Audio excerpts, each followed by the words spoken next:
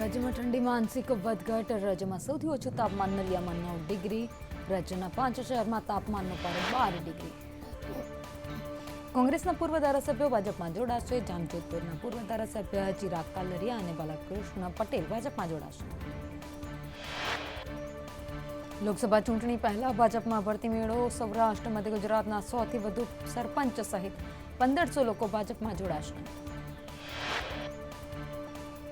રાજ્યમાં ભાજપ જોડો યાત્રા તેજ. સુરત આપમાં મોટું ગાબડું પડ્યું. આપના 500 કરતાં વધુ કાર્યકર્તાઓ ભાજપમાં જોડાયા. આજે એસએમસીનું વર્ષ 2024-25નું ડ્રાફ્ટ બજેટ પર મનપા કમિશનર રજૂ કરશે. ગત વર્ષે 7,700 કરોડનું બજેટ રજૂ કરાયું. સુરતમાં પૂર્વ કોર્પોરેટર દિનેશ કાછડિયાએ સિટી બસના ડ્રાઈવરો પર આરોપ લગાવ્યા. સિટી બસના ડ્રાઈવરો બસ ચાલુ રાખી સૂઈ જતા હોવાનો આરોપ.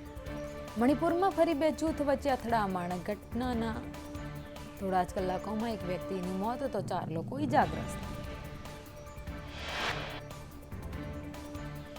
પીએમ મોદી વિદ્યાર્થીઓ સાથે પરીક્ષા પર ચર્ચા કરશે. દિલ્હીના ભારત મંડપમાં પીએમ મોદી કરશે ચર્ચા.